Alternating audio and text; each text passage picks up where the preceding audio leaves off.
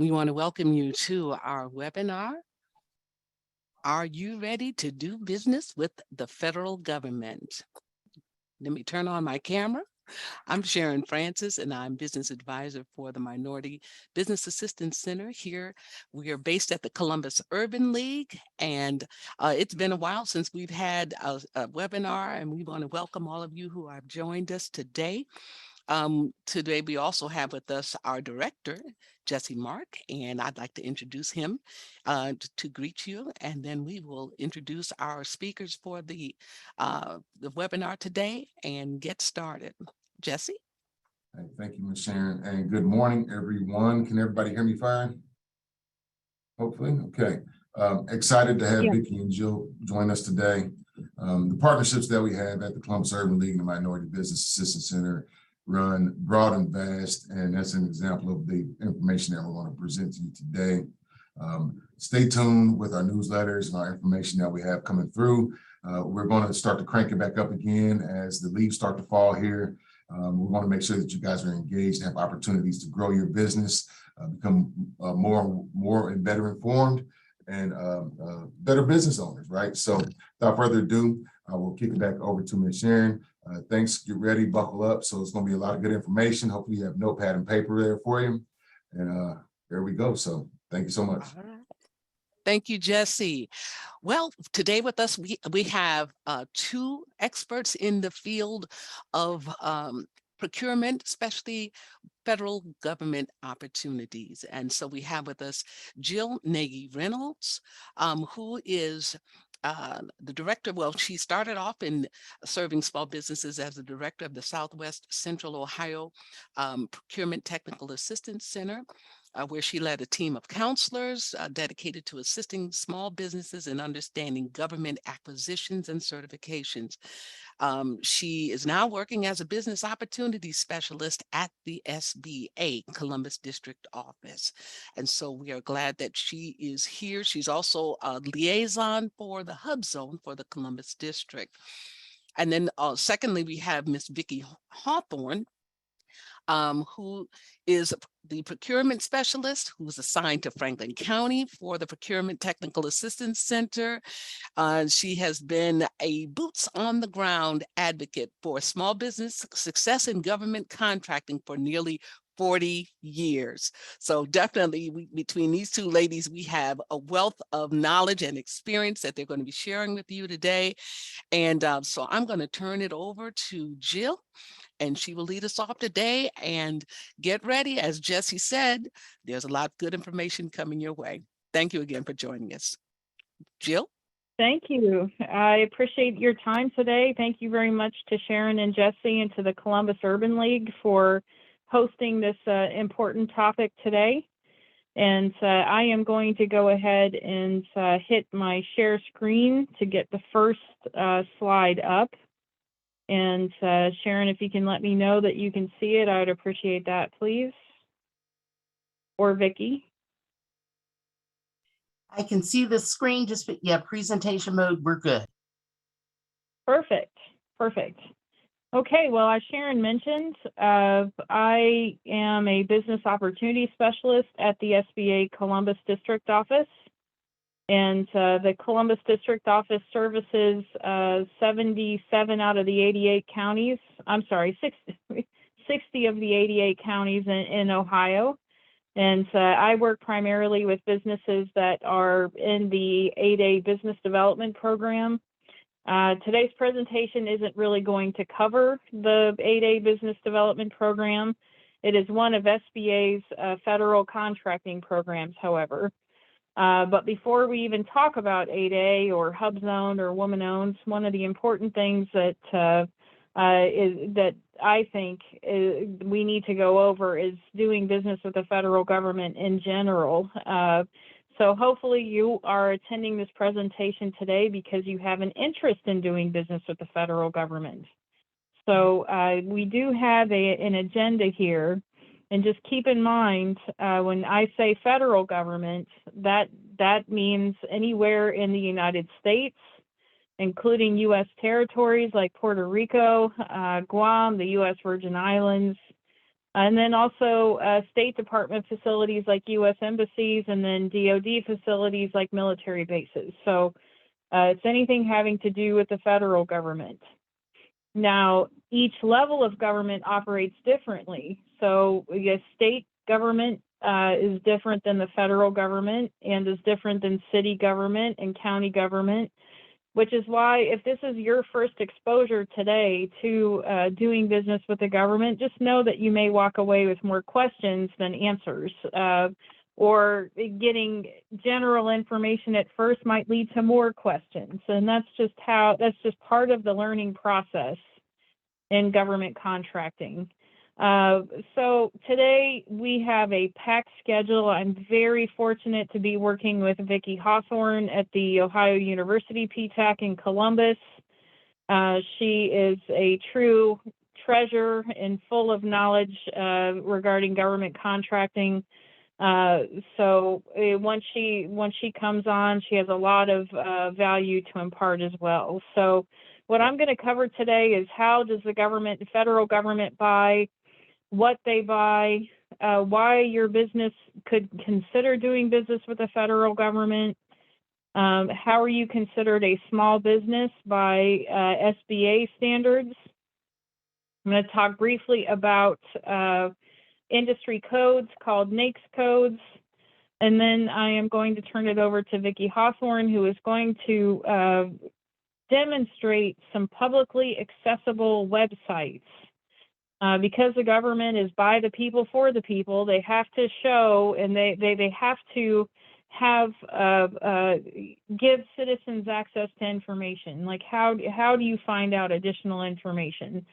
So while there is information out there, it can also be a little bit difficult to navigate all of the different sites. So we are going to go through some of those today. So the very first thing is when your business is, the very first thing after you have decided that, yes, my business is a fit for federal government contracting, you must register your business. It's called the System for Award Management, or SAM. It is sam.gov. There are, I believe there's a sam.com. I would just make sure that you go to sam.gov. And sam.gov is the official business registration for the U.S. government. So any business that would like to bid on federal contracts has to have a registration in SAM. It is the portal by which your business can bid on contracts, federal contracts. Without an active SAM registration, your company could not submit proposals. The first thing that contracting officers will verify when companies submit a federal proposal is your SAM registration active or not?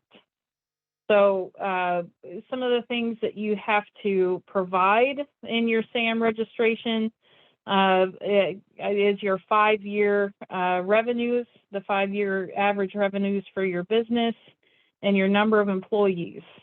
So we've gotten this question quite a bit over the last couple of trainings of, what if my business hasn't been in business for 5 years, or I'm just starting out? Well, you need to provide the tax returns you do have.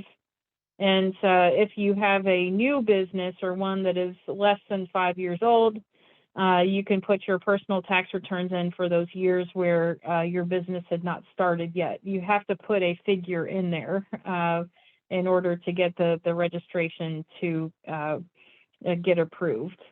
So those of you that have familiarity with sam.gov and federal government contracting, you may have heard of DUNS numbers. DUNS numbers were used for years and years and years as unique identifiers to small business, to all businesses. But the Universal Entity ID, or UEID, was launched this year in March. So instead of a DUNS number, you will be issued a UEI number, and that is replacing Dun and Bradstreet numbers. If you have one prior to the change, if you had a SAM registration prior to March of 2022, you would automatically get issued a UEI. So that's been a significant change for us in the federal government. SAM registrations are showing the new UEI numbers, and I've been using them at the SBA for the businesses that I work with. So it's transitioning. It's not a very pretty process because there's issues with SAM.gov. If any of you have tried to register your business in SAM, there have been a couple of hiccups, both with SAM itself and with IRS validation. So if you are experiencing that, you are definitely not alone. In addition to getting the UEI, you will need to provide your tax ID number because you do, through SAM.gov, go through an IRS validation where they check your company information with tax transcripts that are on file at the IRS. And sometimes, actually a lot of times that is creating an extra amount of time for full validation in SAM. But once you go through the SAM registration, you will also get what's called an SBA Dynamic Small Business Search profile.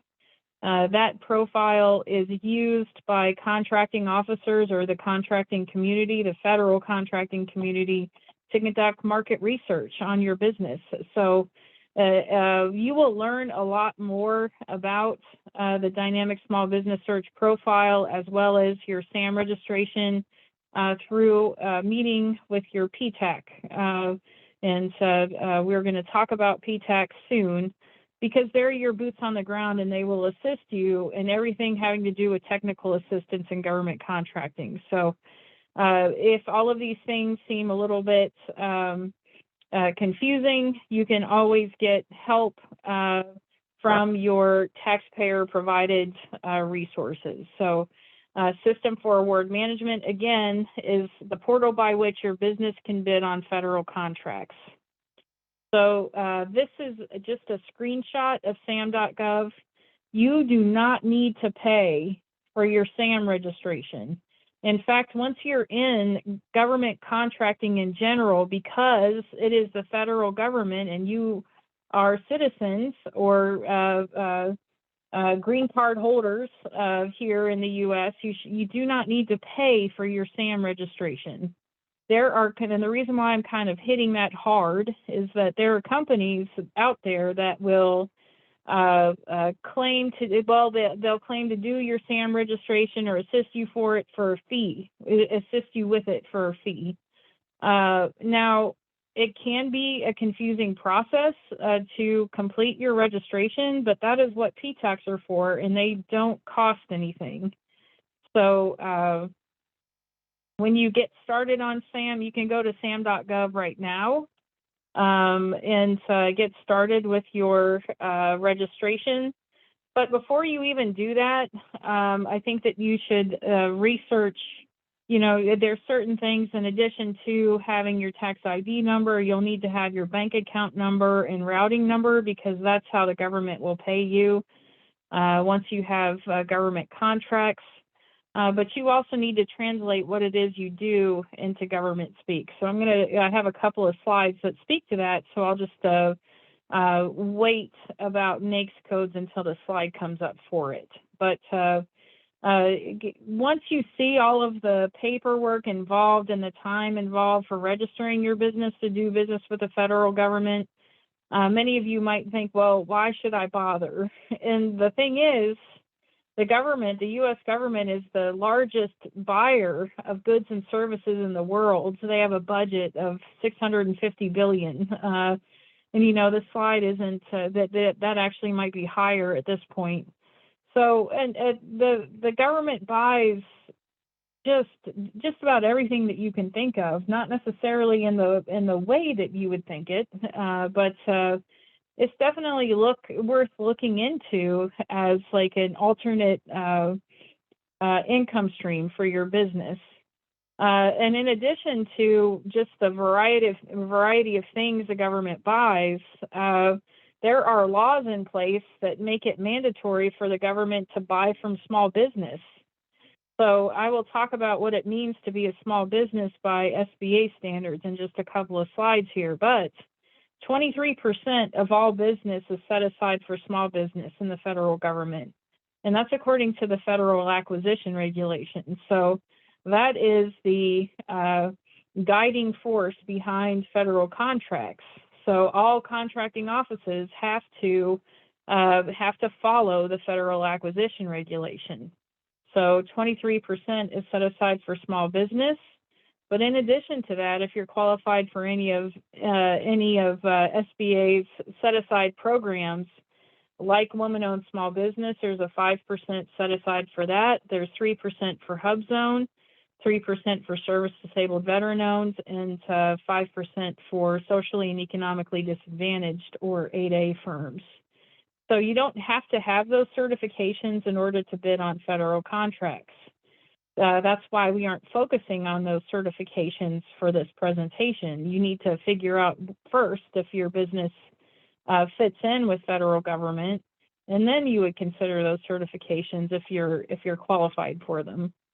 So government sales can expand your business into new markets, help you diversify your customer base, and increase your sales revenue. We tell firms to not depend wholly on federal contracts for all of your revenues. It is extra paperwork for a federal contract, but it could be, maybe you have massive success in federal government, but for the most part, a lot of the firms I work with, maybe 30 to 40% of their revenue is federal government, and the rest is either other government entities or also private sector type of work. So, so how does the federal government buy? So as I briefly mentioned, there are the federal certifications like Hub Zone, 8A, Service Disabled, Veteran Owned, and Woman Owned. So there are specific dollar amounts set aside for businesses that are in those groups. But in addition, 23% is set aside for small business. And small business is a self-certification. SBA does not issue a certification for small business. It is more of an honor system, and it's through your registration in SAM. So that's why, again, your SAM registration is very important to federal government contracting. So there are some dollar thresholds within federal government purchases. So a micro purchase to the federal government for products is $10,000 or less. That would be small, and then small micro purchases for services are $3,500 for contract labor and $3,500 for construction. That means that they can buy items directly on a purchase card if it's $3,500 or less for services or $10,000 or less for products. That does not have to go out for bid. If the size of the requirement is $25,000 or above, then it has to go on SAM.gov. And Vicki's going to talk about how you find opportunities briefly through SAM.gov. And then there's also a simplified acquisition threshold. So anything that's $250,000 or below is set aside for small business. And that is really good in the federal government arena because having that small business designation means that you are competing against other small businesses. So when you think of federal government contracts, if it's not a small business set aside, then it's considered full and open competition. And then you're competing against some of the giants in the industry. And it's very difficult for small businesses to be compete with General Dynamics or Oshkosh or Raytheon or Lockheed Martin, for example. So anything that's $250,000 or below is in the FAR. It says it has to go to small business. And then if it's 250 or above, then there are set aside categories for small business. Great. If so, above the simplified acquisition threshold is 250,000 to 7.5 million, and then afterwards it goes to competitive. And I mean, really, a lot of the federal contracts are well above 7.5 million. But so just to give you an idea of purchases by category, so the federal government spends 36% of their budget on supplies and equipment, 35% for services. And that could be engineering, it could be IT, business, management, construction, anything that is service related. 19% for agriculture, communications, and finance and administration. I'm sorry, there is a separate category for construction. Sorry about that. 7% for construction, and then 3% for other. And again, that's 650 billion. So it is the world's largest buyer. There are full and open competition contracts. That means that any business can bid on it, which sounds great until, again, you're bidding against giants of the industry that have a lot more resources than you do in terms of being able to put a smaller estimate on cost, because they can spread that out through their entire, network, whereas a small business does not have that ability a lot of times. So 23% of all business set aside for small business, and there is a sole source authority in the small business set aside programs. What that means to you is if your business is qualified for any of the SBA programs like 8A, Hub Zone, Woman-Owned Small Business, or Service Disabled Veteran-Owned Small Business, which as of today is still being managed by the VA, but as of January 2023, it will switch over to the SBA. There are opportunities for sole source contracts within those set-aside categories. It's not a guarantee of a contract. There's no program in federal government that is a guarantee of a contract, so you want to keep that in mind. It's a tool, and treat it as such. I treat it as a tool. Definitely one of the best ways to succeed in federal government is to conduct market research and to understand how the government buys. And where again your company fits in. So, and I welcome questions as we go along, Sharon. So if you're monitoring the chat and you see a question come through, you can always stop me and ask that question. I will do that. So, Thank you. okay. Jill, if I could interject, yeah. Sharon, I do not see where the attendees can type in the chat. Am I missing something? I just have access to the chat for host and panelists, and I'll watch that as well. Okay. I do see on the question and answer that they are able to answer to put their questions. So instead of putting it in the chat, you can just put it right in the question and answer Okay, space. great, great. Mm-hmm. And Jill, there was a couple questions in related to Sam, if you wanted to talk about that. I did answer them in the chat. Okay. I mean, in the Q&A. Okay. Right, and I don't see, I see answered too. mm-hmm. The Okay. question was, you see it that someone already had a DUNS number, but they weren't registered with sam.gov. And did they still need a unique ID? I think that's what the question was. Okay, and it looks like, Vicki, you answered. Once yes, you have to have your registration in SAM, and once your entity is validated, meaning your company is validated, you're assigned a UEI. How do you get a UEI if you only have a DUNS? If you already had a DUNS number and you were registered in SAM, you're automatically issued a UEI. And tell me if I'm wrong about that, Vicki, but I'm pretty sure you automatically get one. You don't have to submit like an application for one. If you already had a SAM registration, your UEI will show up in your SAM profile. It looks like they're saying they already have a DUNS. I don't see where they're saying they're registered in SAM. Okay, so that's right. If you have a DUNS number and you haven't registered in SAM, you just have to start your registration from scratch. Is that correct? And then once you get your certification in and validated by SAM, then you'll have that UEI. Correct. Okay. Okay, so this portion here, businesses always love to see what's considered a small business by SBA standards. So when you get started in federal government contracting, it's like learning a new language. So you have to translate what it is you do into government speak. And government speak, it's codes.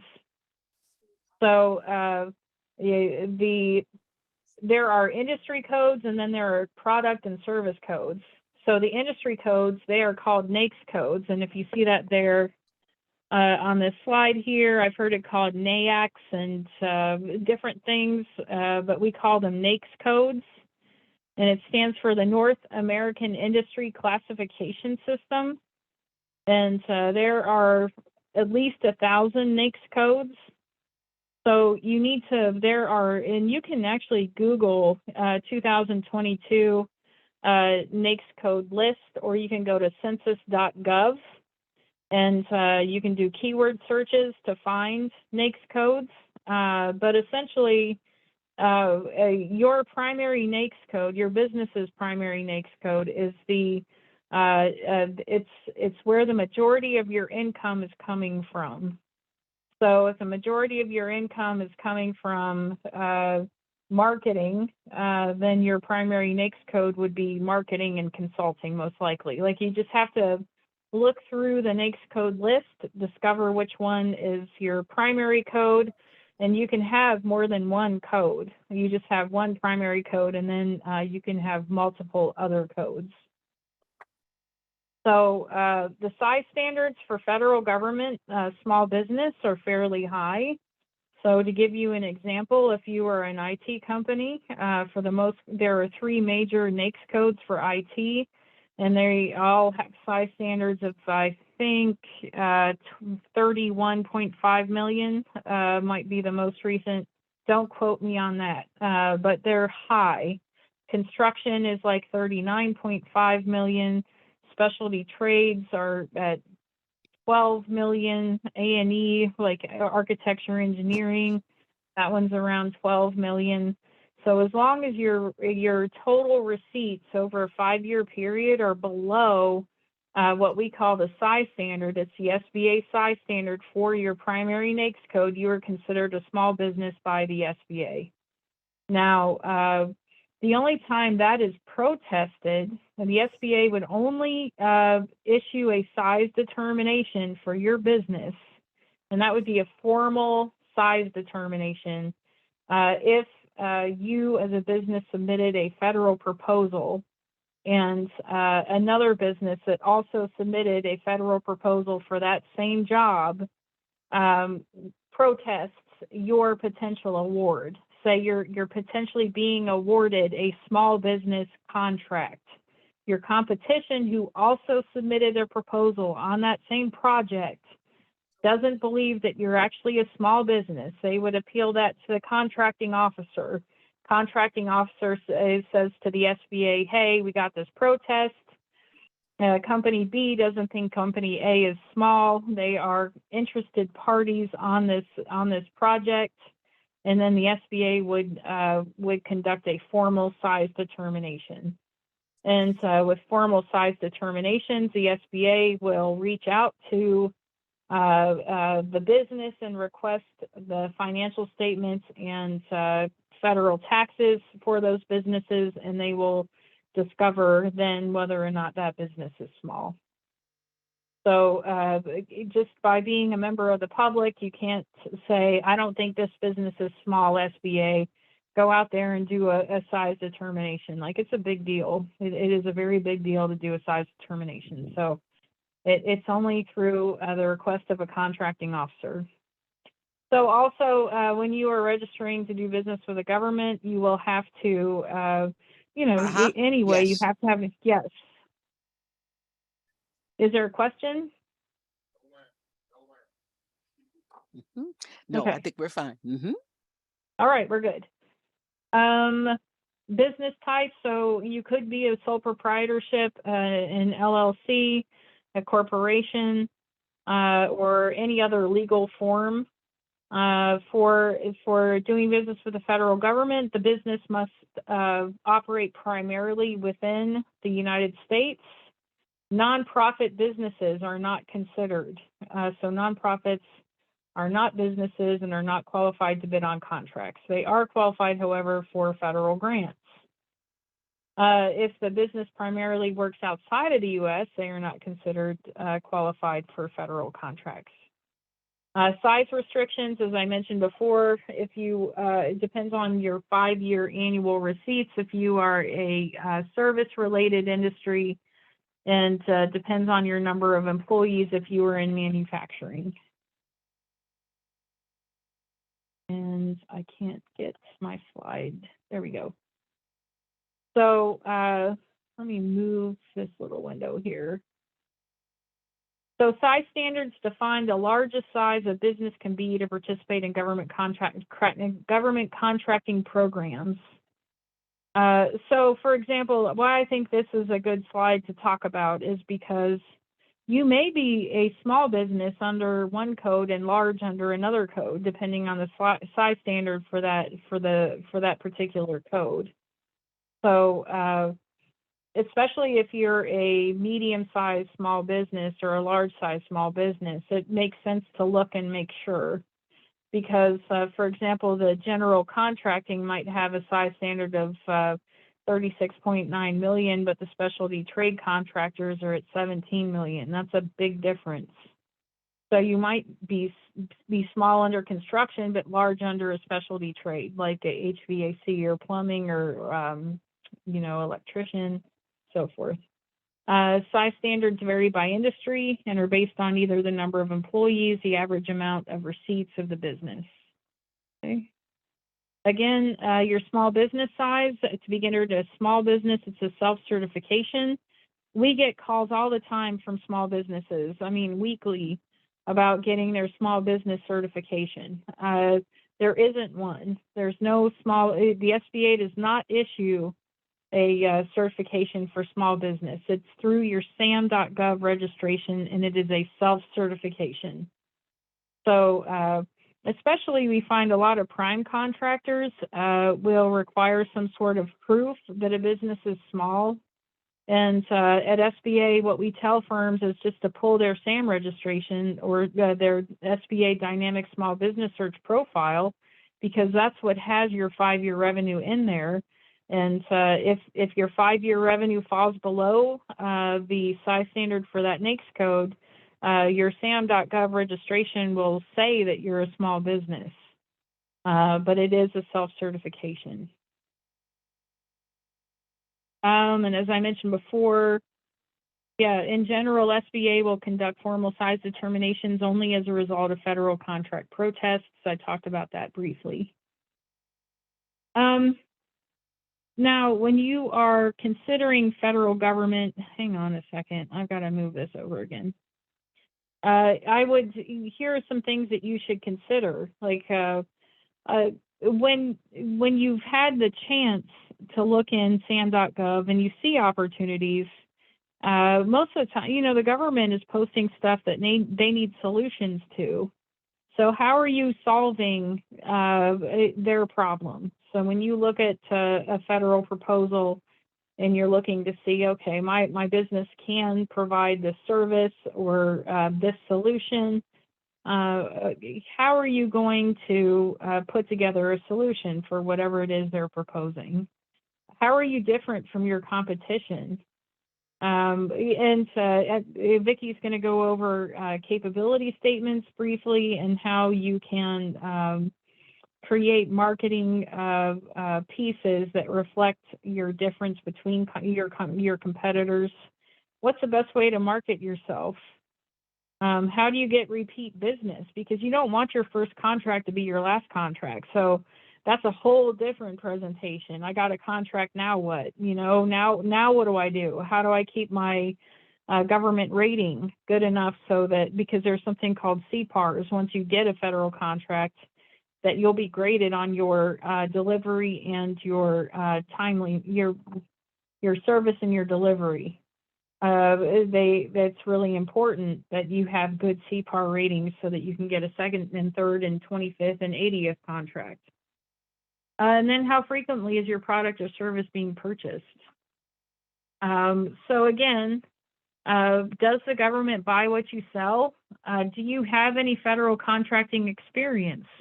Also, if you get a federal contract, are you ready? I mean, do you have the capital necessary?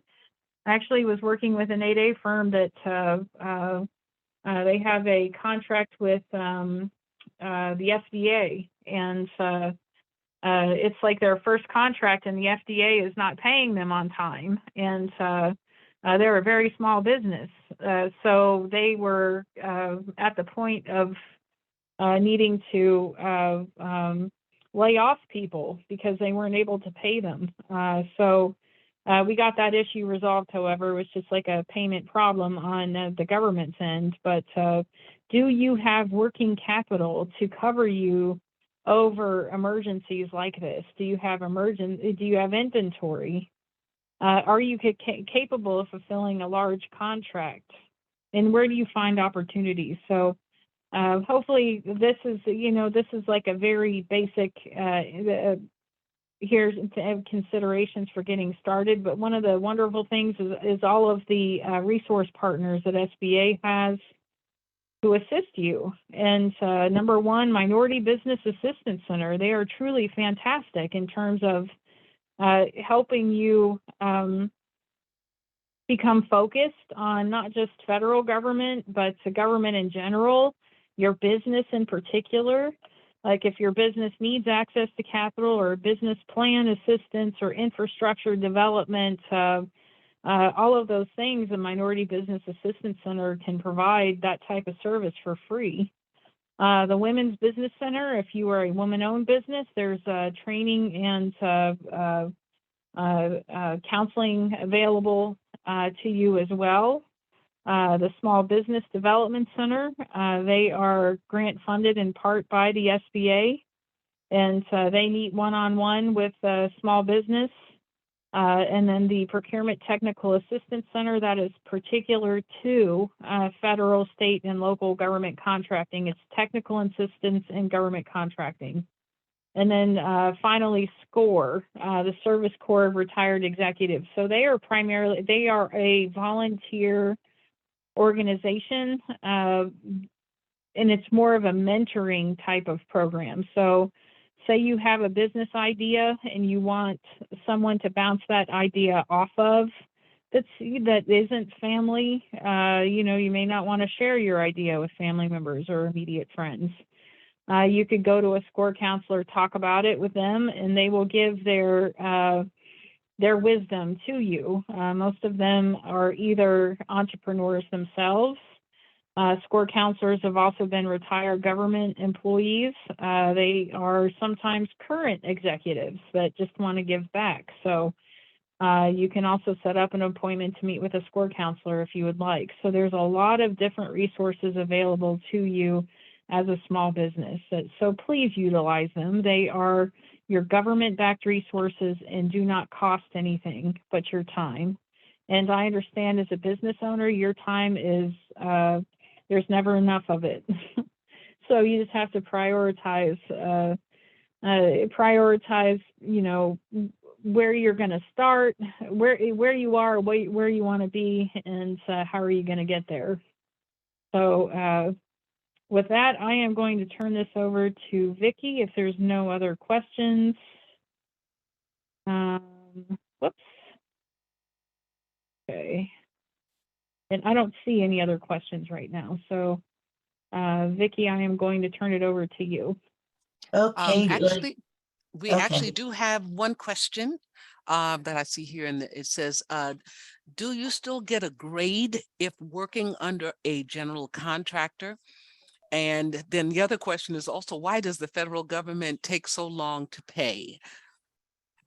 I think we need to wait that until the end. Okay, all right, Adam, mean, we will revisit that. I'm asking you, Jill, too, but I think that is a pretty targeted question, and we could have that at the end. We may Okay. answer it before time. If Sounds we good. could do that, is that okay, Jill? Not unless you want to throw Yeah, something that's out fine there with now. me. Yeah, Okay, and he said thank you, so he'll hold on. okay, Okay. great, All because right. that could go down a lot of different rabbit holes, and we want to get through this, and we'll definitely address your question as best as we can. I really appreciate the opportunity to be in front of you today as a Procurement Technical Assistance Center counselor, definitely no stranger to the PTACs. They actually, when I was with the Department of Defense, Defense Logistics Agency, PTACs were one of my stakeholders when I was in charge with outreach, outreaching to resource partners or doing business with the government. And I can tell you, every time I had to get in front of a PTAC network, I tell you, I was shaking in my boots because these folks, and actually I'm part of this group now, humbled and blessed to be a part of this group. These folks were retired contracting officers, retired buyers, retired proposal reviewers. They sat on source selection teams involved in all aspects of government contracting.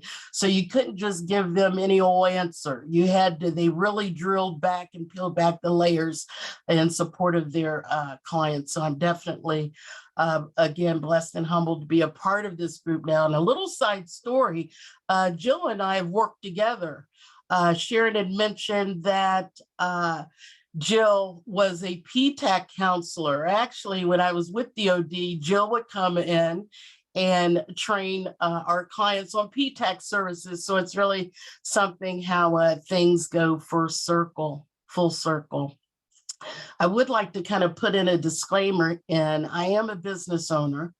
And I've been a business owner since the mid 80s in a variety of industries, not enough to quit the day job, but know about some of the challenges in doing business with the government and know some of the benefits of being a small business owner.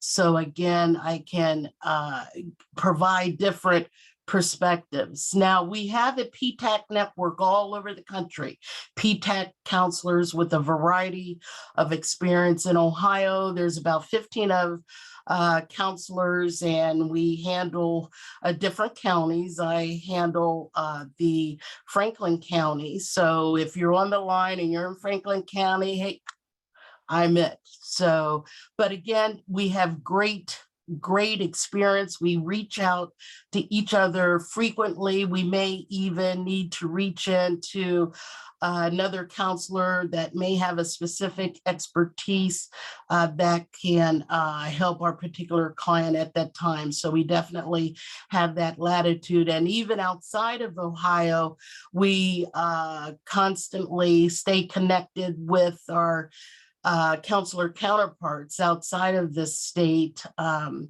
if issues come up, we can kind of post and get some feedback. So again, the Procurement Technical Assistance Center, I tell you, bar none, out of all the resource partners that have that technical experience, expertise, and can help you with strategy, I would say the PTAC. So definitely connect with your PTAC for sure. Next chart. Now, that's the next chart. Skip back one. Okay, I was getting ready to say I have notes here. I don't memorize very well, but anyways, now when you talk about the services that PTACs offer, it's all the way during, all the beginning of the acquisition process, the middle and the end, all phases of the acquisition process. And a lot of times I find that clients want to kind of start in the middle. I think and again, counselors are human beings, so we all have a different strategy, but I'm one that I want to lay the foundation on fertile soil. So I like working in creating a foundation, a strong foundation, and building upon that. But with that said, there's the initial part, the registrations, like in SAM, System for Award Management. There's certifications, the socioeconomic certifications, really determining the strategy for those certifications. We can also help with a bid match service. We offer that again at no cost. We would set up a profile for you and you would get daily notices. We help with market research, whether it's with potential clients, whether it's with potential partners, or even your competitors. We can assist in that effort and develop a capability statement, because you will want to create a document that would initially be a first exposure when you're trying to engage with the federal agency in a prime contractor, meaning direct contract, or subcontracting. There's also subcontracting opportunities. We keep you up to date as best we can, and with our expanded, other resource network with the industry days and teaming introductions, finding out the buyers or the agencies,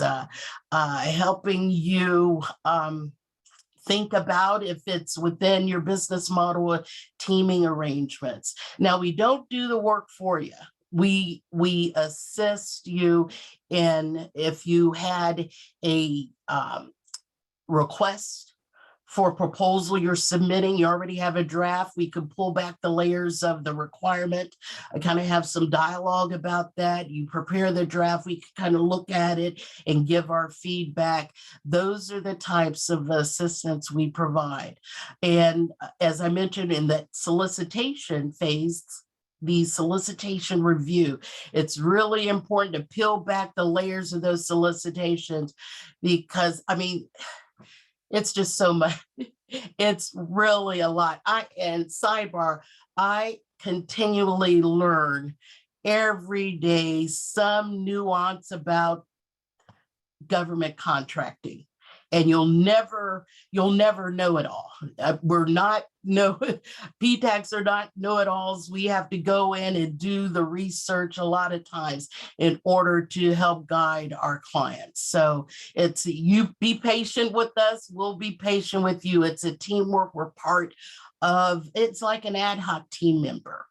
Again, I mentioned proposal reviews, looking at the requirements and kind of peeling back the layers. And even after you receive that award, we look at that phase, whether if you receive the award, getting you set up in the wide area workflow, the invoicing piece.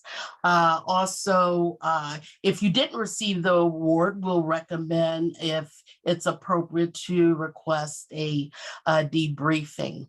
So again, PTACs provide assistance all through the acquisition process. I did provide a website address, a couple websites. The first website is, if you're located within Ohio, you would go to the link and register as a client, and you'll pop up in a queue, and depending on your county, the appropriate counselor will reach out to you. If you're located outside of Ohio, it's my understanding most of the folks, or all of the folks, are from Ohio, but you may have colleagues, part of your networking, which that is part of the recipe of doing business with the government. You may be able to share that PTAC link if you're outside of Ohio, and they would just go to the link, click on the appropriate state, and connect with their PTAC in the area. Next chart. Is that the next chart?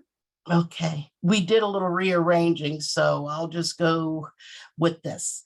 Okay, now I had kind of mentioned a little earlier, I personally, as a counselor, like to lay the foundation, and it all starts with the regulation.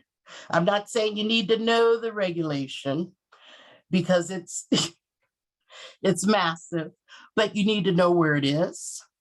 and you need to probably from time to time make reference to it. It all starts with the CFR. We call that the Code of Federal Regulation. I highlighted and these are active links. You'll be getting the presentation, so you won't have to fumble around and try to Google to find these. So yes, that's part of the going down rabbit holes, trying to find the appropriate links. But again, the Code of Federal Regulations, so we call that the CFR for short. There are a couple titles in there that I mentioned. The first one is Title 13. That references actually SBA stuff is mostly in that Title 13, business assistance. Title 48 is the regulation of the Federal Acquisition Regulation. Now, the CFR has 50 titles, and any laws or regulations related to the federal government, not only procurement, is located in that CFR. Now, in the Title 48 of the CFR is the Federal Acquisition Regulation. I did provide a link there. And it also references, that link also references the agency supplements.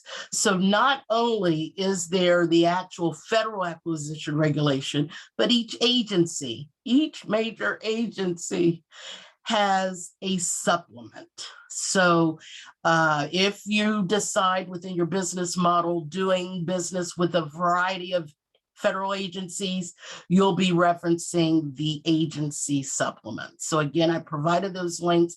We're not going to do a demo on that, but this is a good tool to put in your toolbox. Next chart. Now, I did want to highlight a couple pieces in the FAR that may be of particular interest. One is Part 15. That talks about it's how a contract or solicitation is formed, the parts of a contract, the parts of a solicitation. Because a lot of times if you'll go in, you'll see a document and it looks like it's kind of all, jumbled up. But again, PTACs can provide assistance in pulling back the layers, but there are a couple key layers once you go in and actually start doing the market research and being more familiar with how the layout of the solicitations, you'll be able to go right to a certain area of the solicitation to see if it's within your lane, to see if you'd want to pursue more information about that particular opportunity. The other area is the Part 19. Part 19 talks about all the socioeconomic programs and how items are set aside, or the criteria that's used for small business set-asides and other categories. So Part 19 and Part 15 are kind of some key areas that you kind of want to keep on your radar because they'll be referenced. The other is Part 52. That gives a summary of all the solicitation provisions and contract clauses that you normally see in a requirement. And that gives it, that Part 52 locates it all in one area. Next chart. This last this last clause I want to make reference is there's more, with all the cyber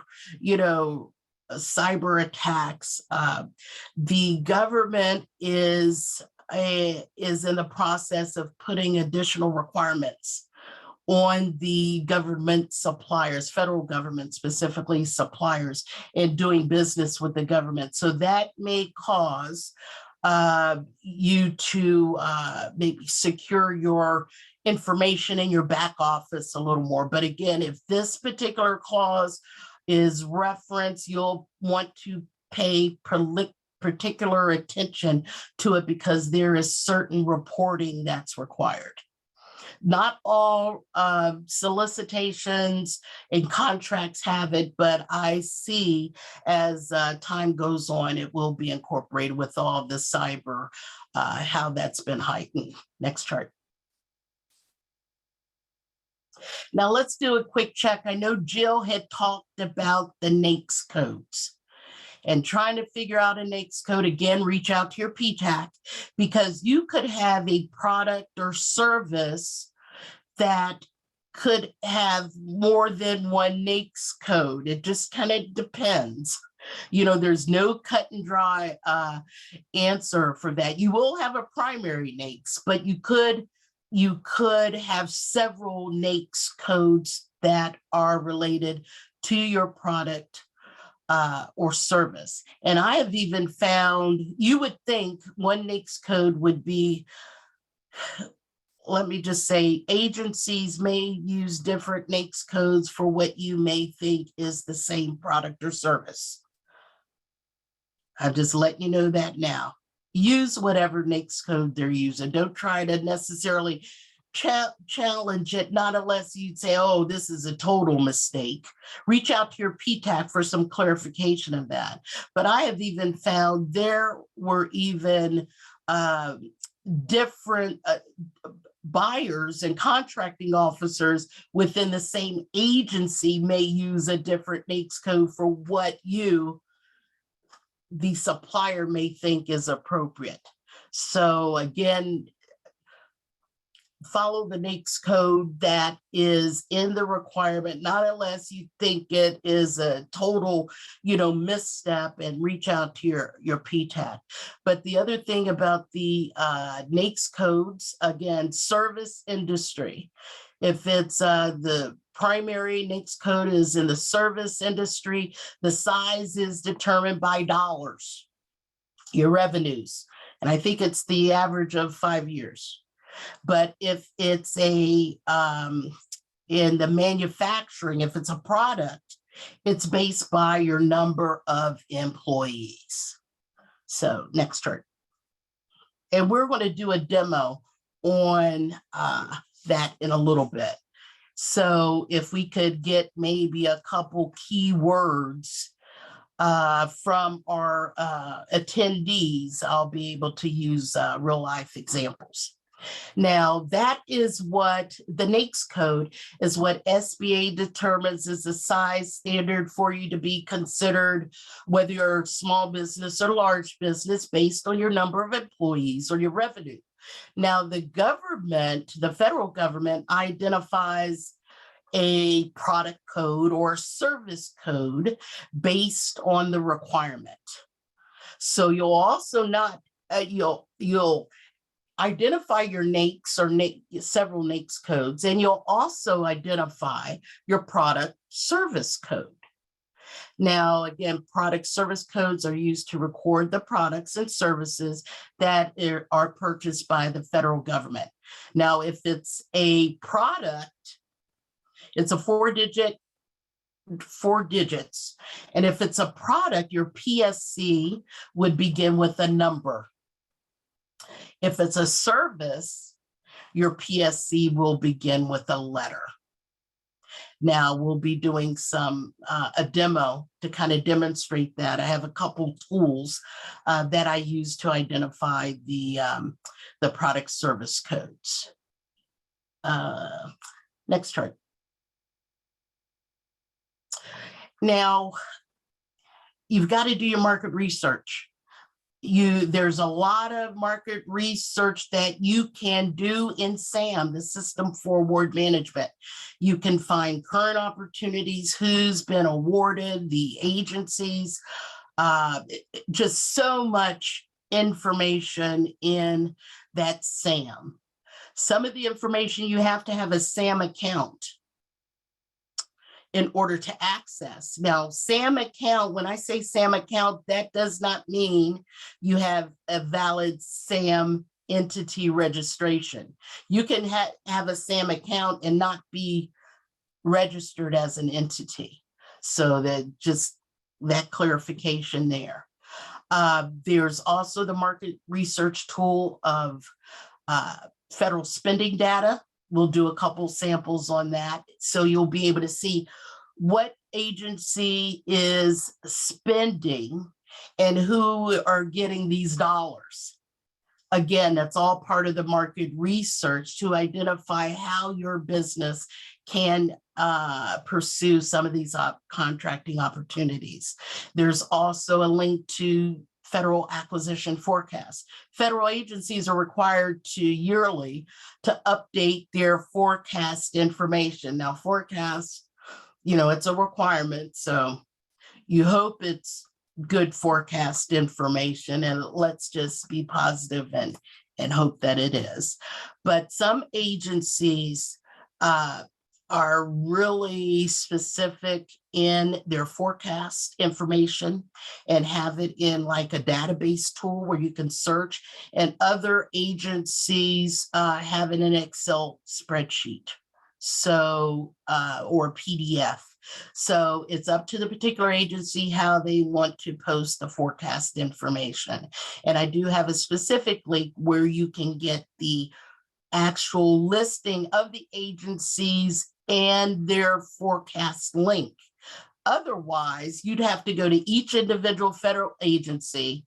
Some have it posted on their main webpage. Others, you have to kind of dig and see where it is. But we do provide a link, and I'll show you that as well. Then within SAM, you can access the history. So that's another key piece. And there's some other market research tools that are used. Reach out to your PTAC.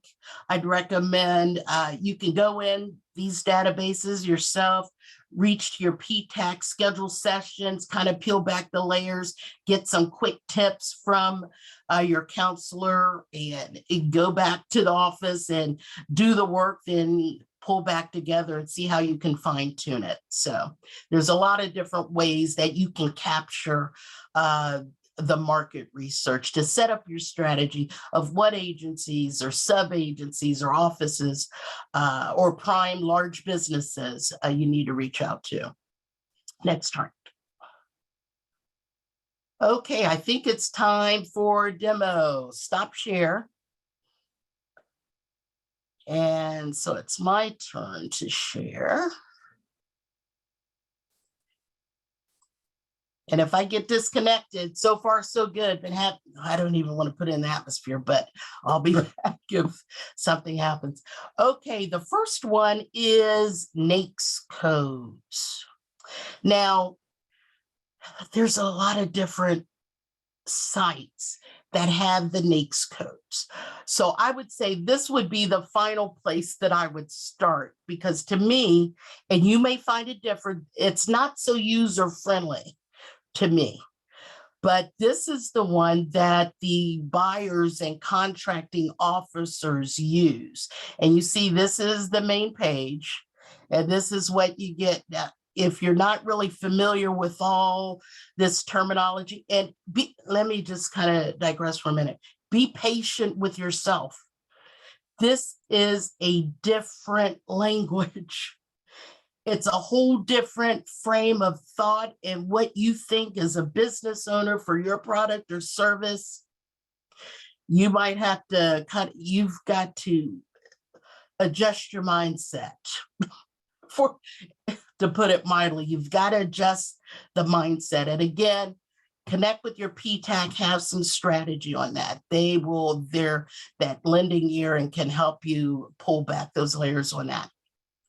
But this is the website that the buyers and contracting officers use. Now, I pulled up another website right next to it, and that's the one I'm going to first. Now, you see it's a .com, Nyx.com. And again, you'll get these links in the presentation we'll send you. They're hot links. You go directly to it. But the reason I like this is because right on the first page, it'll give me the industry titles.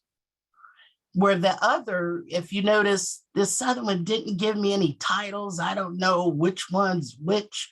So at least with this one, it'll give me the industry title and the first two codes, first two digits of the code of the Nyx. You see? Let me move this out of the way. You probably can't see that. So that at least gives me a start of where I need to go. So did we have anything in the chat based on this Nyx code list? Anything to do a demo? I don't see anything yet. If any Okay. of the audience members, if you can put in the chat what industry you have. Yeah, what industry, what's your product or service?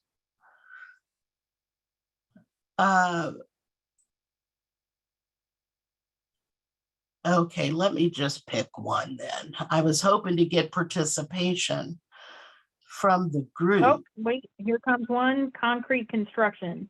Okay, yeah, I was going to, because, okay, construction. Now you saw where I didn't go to the original one.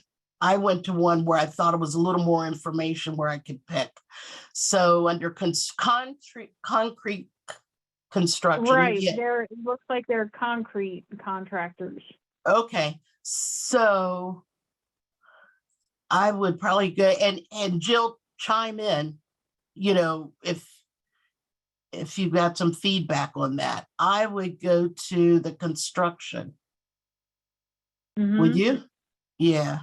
Yeah, I think there was one for concrete, at Really? least in the past. Okay, let me see.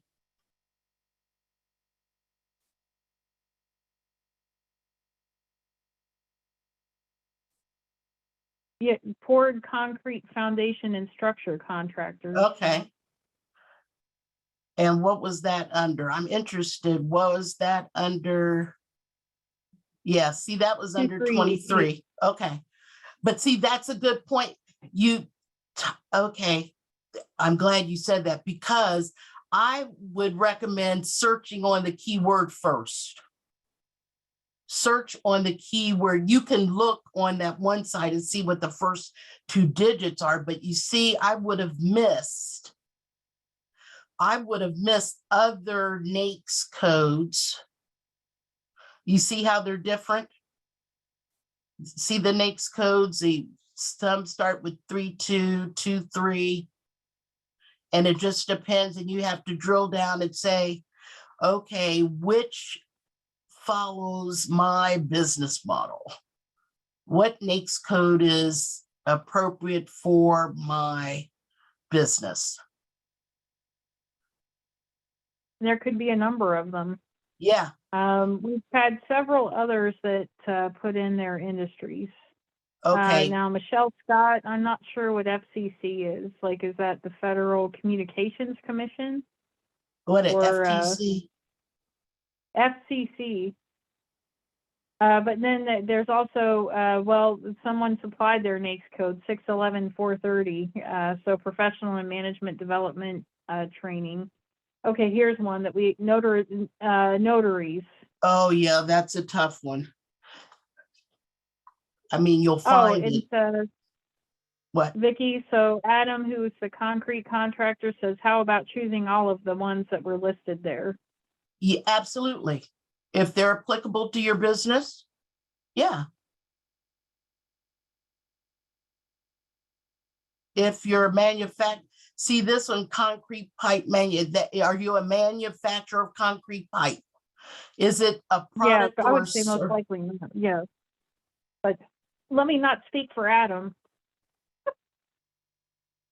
you Yeah, said unless you're concrete? manufacturing concrete block, yeah. So some of them might fit, some of them may not. Yeah. If you're a Adam says, I manufacturer, know a guy. yeah. If you say concrete and construction. I thought he said concrete construction.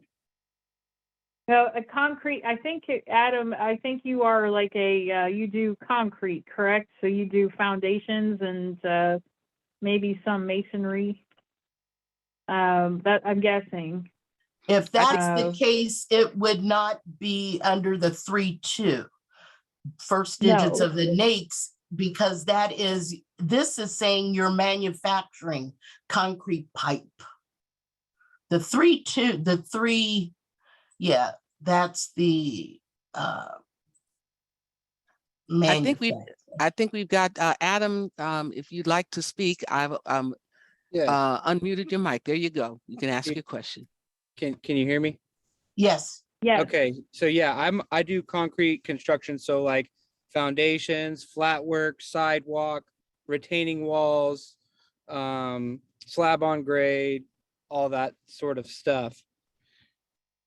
So you're not a manufacturer. So some of those would apply.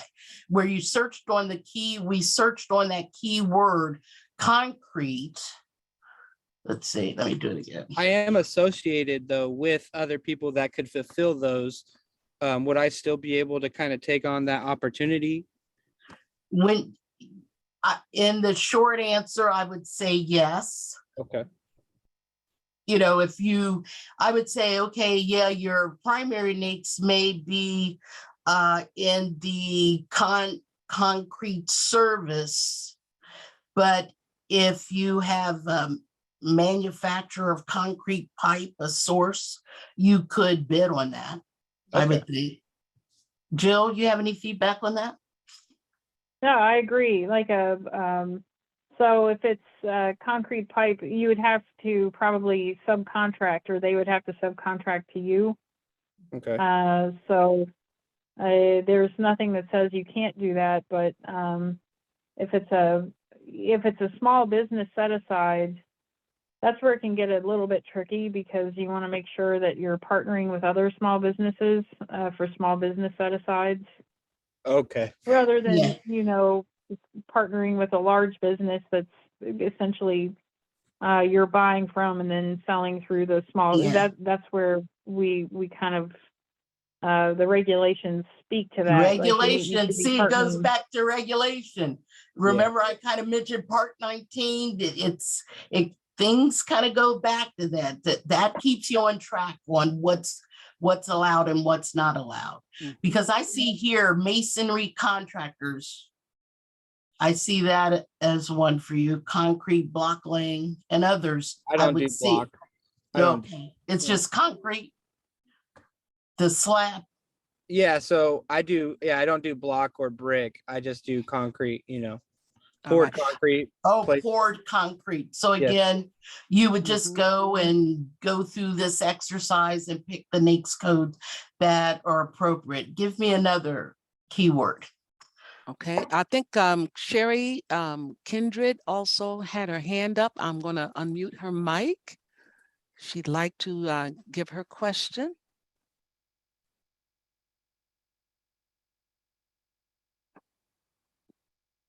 Sherry, Hi, yes. you had your hand up. Did you have a question? Yes, I wanted to know as far as how to find the NAICS code for commercial or janitorial. Does it have to be more specific than that? Janitorial. Janitorial. I think that's it. And let me say also that this is something that we do in our MBAC consultation. Oh, good. Yes, so we do Great. provide that service. And if you're trying to find out the appropriate codes for the services that you provide, we can help you. And I also did put the link in the chat. Hopefully everybody was able to see that for this very site. Okay. Because under the janitorial could be whether you're providing the service or janitorial products. And then I would just say, just search on a variety of keywords and pick the most appropriate. And again, reach to your resource partners. You may be able to expand that. Okay. Now, the other tool I use is, okay, I'd mentioned the NAICS. So once I use this tool, then I'll kind of go back to the official one and kind of get, because I already have done a little research to see if I can pull even more. The other piece, now once you establish your NAICS code, and you'll need that for SAM registration.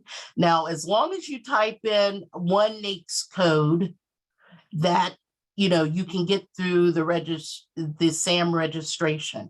You have to have at least one input, but I would recommend getting as many as you can, in there the first time around. You could always go back in and update it for sure. That's no issue with that. But get as many, identify as many NAICS codes and product service codes that you can the first time around. Just a recommendation. Okay.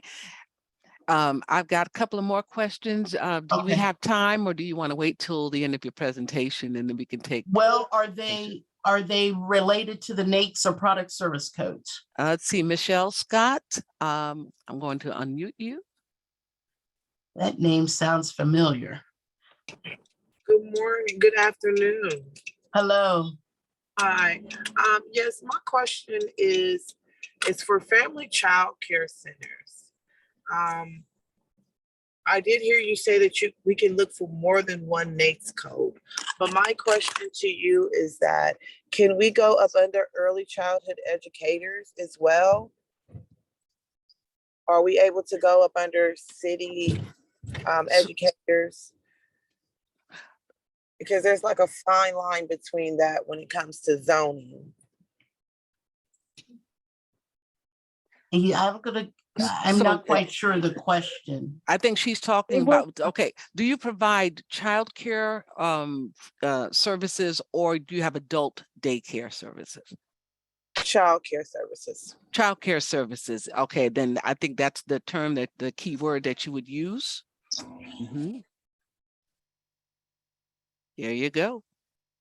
There you, yep, I mean, there's childcare. Yeah, that's 624-410. So you were also asking, Michelle, and that's funny that I was thinking FCC is Federal Communications, and you're like, no, Family Child Care. That's how these acronyms go. Ah, fantastic. Okay. Great. hmm Okay. And then we have Okay. one last question Okay. from Laurel Churn. I'm going to Uh-huh. unmute you so you can ask your question. You know what? I will wait because it's nothing to do with the NAICS code. I was waiting for the other link. Thank you. Okay. No problem. Okay. Okay, let's go now. Let's say you've identified your NAICS code. You will want to find a product service code that matches as close to the description of your NAICS code. So sometimes that's a little more difficult. This particular document is a PDF on, let me go back to the top. Product service code manual. Let me move this out of the way a little bit. And if you scroll down to the bottom, you'll start getting a series of codes. See the product service code. As I mentioned, if it begins with a letter, it's related to a service.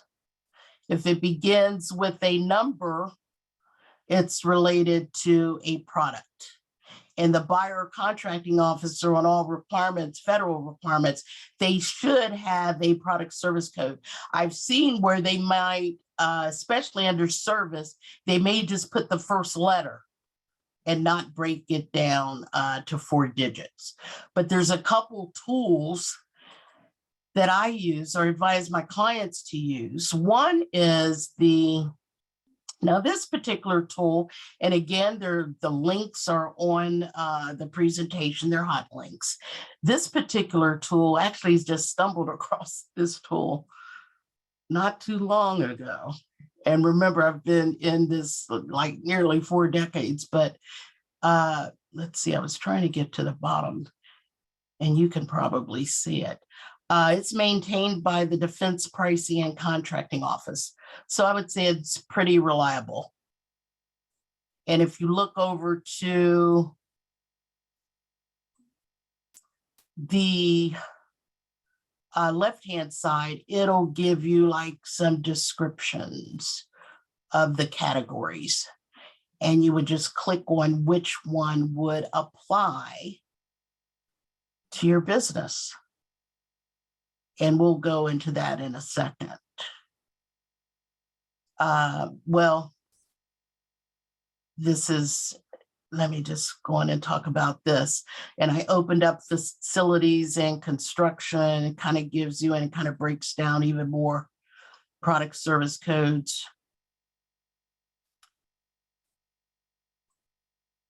Wait a minute. I keep having stuff in the middle. Some product service codes.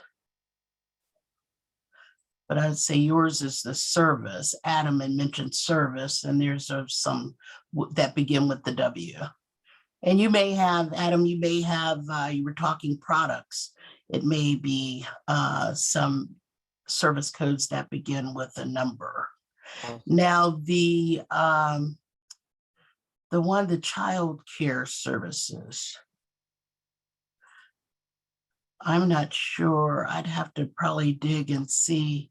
I'd probably go to another tool, which is also a reference. I type in child care services.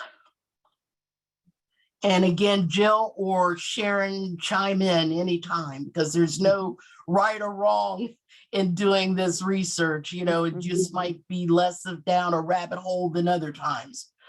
No, I just think it's helpful for everyone to see that even if you have a lot of experience with this, you still have to kind of go back and forth and make that determination. Exactly. Exactly. There's no magic key to it. You just gotta put your mind to it. And every business will have their own recipe, really. Now I did child care services and see what came up first. And I was like, But then if you scroll farther down. You know what, you might want to put the take out the space between the child and care, but I do see you just got to down education Take and out training. the space. Oh, make it one word. Make it one Okay. word. All right, see if that helps. Hit your search. Yep. No, same. But again, that's a good point. That's a good point. You may have child care space, put it, you know, just play around with it. Play around with it, because that's what I do. Yeah. Now here, and then with this particular one, this would give you the PSC code and maybe some other NAICS codes that may relate to it. You see how the difference in the tools, the use of the tools. I kind of like using this one first, then going back and doing like a safety check. But again, get, you know, an appointment with your PTAC counselor and go through this exercise. I typically have, I'm not doing the exercise. I'll have my clients share their screen and actually go through it. I think it'll grasp better. So that's the product service code. I did, you know, those sites, those 2, 3 in that one hard document. You could either use that and look through it or do a search within, you know, the smart keys and search your keyword. And then there's those other tools. Any last questions on the NAICS codes or the product service codes? Because you will need those. They're identified in the requirements. You'll need those codes when you register in your SAM. I also mentioned the agency forecast, which is a pretty good tool, and it's located under acquisition.gov. Under acquisition.gov, you can find the regulation as well. I'm not going to go to the regulations, but I went on the sub menu, clicked on regulation. You see how many supplements? Those are different agencies, and each of them have a supplement to the FAR. But also within the acquisition.gov, you'll see a list of the agencies. To the left, you'll see the agency name, and it'll take you directly to the agency. So you can learn more about the agency, because that's all part of the research. What does this agency do? And you'd be surprised what some of these agencies do, especially this first one, Agency for International Development. Then to the far right, you'll see a link to the acquisition forecast. And I'm just going to click on USAIDs. I really think their search tool is pretty efficient. You can just highlight, see what you're looking for, different filters, and then get your search results. Others are not so detailed. Oh, look at this one. Let's see, let's just open up. See, others are not so detailed, but these agency forecasts do give point of context too. So that's another, you'll want to kind of start a spreadsheet and get your contact list. So when you're sending that capability statement, introducing your company, that is all part of the research strategy. Okay. Any questions on the acquisition forecast? Again, reach out to your PTAC. You could go in there and manipulate the data, just do a variety of searches and look at the agencies and see which agencies you may want to get more information on. Then there's the SAM. Now, with SAM, you need, in order to set up a SAM account, again, I'm not talking about registering your entity, you'll have to set up a login.gov account. Login.gov is your first point of entry to some of the federal agencies. Now, I know TSA, Transportation Services Administration, uses login.gov. Social Security Administration, they use login.gov. More and more federal agencies are using login.gov as the first level of defense, additional security layer. So you need to have a login.gov account. Once you have a login.gov account, you register for a SAM account. And if you register for a SAM account, well, let me back up. In order to search opportunities, you don't have to be registered in SAM. And you don't even have to have a login.gov account. If you're just searching opportunities, you can go in and, let's see, childcare services. And Vicki, we're actually 3 minutes over. Okay, and I'm almost, It goes yeah, fast. yeah. So again, you'll get what you might think is junk, and it may be, and some may not be. You just need to really connect with your PTAC and peel back the layers on this, because there's a lot of intel, market research intel in the SAM. You have, if you look to the right, you have an award notices.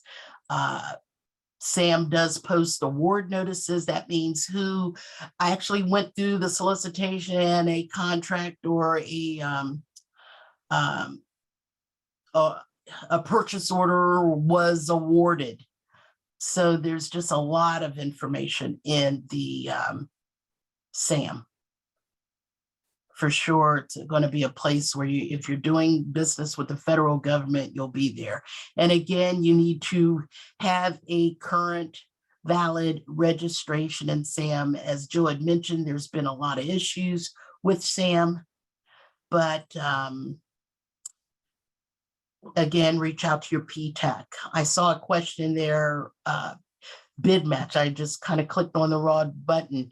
Get with your PTAC to set up your bid match service. But again, you'll need to know what your Nyx code, your product service code, some keywords in this market research and SAM can help you peel back those layers. Let's go back to the presentation. There's a couple more charts that I kind of want to finish up with.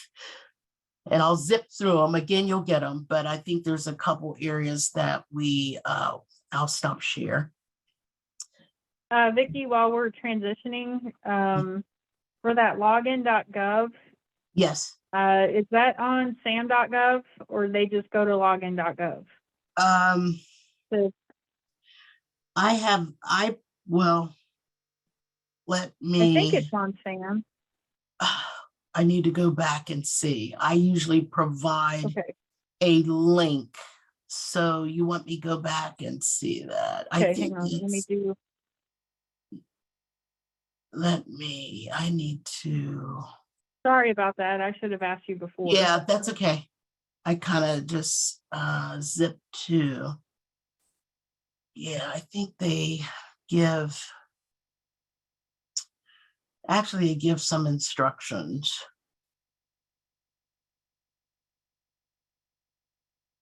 Oh, there. What if I already? Okay, I saw something down there. Frequently asked questions. Yeah, that's one. Do I need a user account? Okay. So the short answer is that the login.gov instructions are most likely here. Or you Or can go there to it is. login, you can go to login.gov and set up an account. So they do Yeah. that prior to SAM, correct? Well, it depends, because if they're looking for opportunities, just going in there nosing around and not really doing anything else, you don't need a login.gov. You see, I didn't log in and I was able to search Okay. opportunities. But in order for me to search certain information in SAM, like say, for example, I wanted to see who my competitors were and I wanted to see what Nyx code they use, I'd have to have a login. I'd have to log into SAM. I'd have to have an account in SAM, but that means in order to have an account in SAM, I'd have to have a login.gov account in order to get to my login for SAM. Did that make any sense? Yes, and I think part of the reason why we have these many layers is because SAM was hacked, wasn't it, a few years ago? Well, I just know additional security. Yeah. Yeah, yep. So just because of a few bad apples, all of us are having to go through all these extra layers. I'll just keep forwarding until you tell me to keep stop. forwarding. And one thing, keep going till we get to the, again, reach out to your PTAC, go back one. The question was talking about bid match services. We can help with those SAM registrations. Most of our services are free. If there is a nominal charge, it's just to secure a place, a venue, maybe lunch or something like that. Keep going. When you market to the agencies, again, connect with your PTAC and come up with a strategy and who you're going to market to. We can get you connected with the market research to some of the agency contacts and even prime contacts, which is kind of mentioned on the next chart.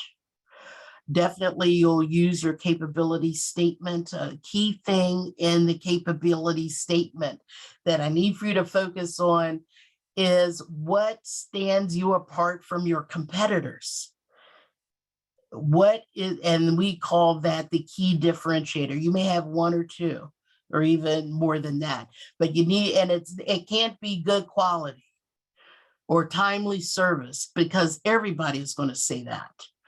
So do you have the expertise, certain licensing for your industry? What stands you apart? And again, there's opportunities to be a subcontractor.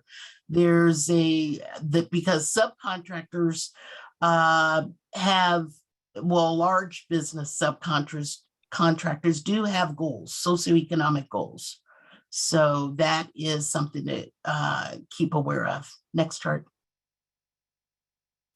Source and sought notices, those are posted in SAM. That's when the federal government hasn't decided necessarily how they're going to issue a procurement, or they're looking for sources. They're looking for additional options to give them a better information on how to craft their requirement.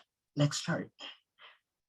And actually PTACs help actually review once if you were interested in responding to an RFI or RFP, not a RFI, a request for information, or SS, sources sought notice, draft it up, and we can kind of look at it as a PTAC counselor and give you some feedback. Know your customer, know the rules. Like I said, you don't have to know every little nook, but know where they are and be able to just, be familiar. And definitely, don't overpromise, perform as promised with delivery, quality, and price, because you will be rated. Next chart. And of course, there's don'ts. And those seem obvious. Definitely don't have unrealistic goals. The proposal late. I see the mouse there. Don't submit your proposal late. Just a lot of do's and don'ts. Different language, just be cautious. Don't try to jump in, be prepared. Reach out to your resource partners, especially your PTACs when it comes to the government contracting piece on that. Next chart. And you've seen this chart before. Can't emphasize it enough. You can get what it, have and possess what it takes. It just need to be patient with yourself, and don't try to start in the middle. Learn the language. Once you learn the language, you will really be surprised how much you can maximize the market research, because it is timely. It is timely. I want to thank everyone for being on our seminar today, to our presenters, Jill and Vicki. I told you all they were a wealth of information, and I know that this is a big topic. So obviously you are going to want to follow up with them even after this session.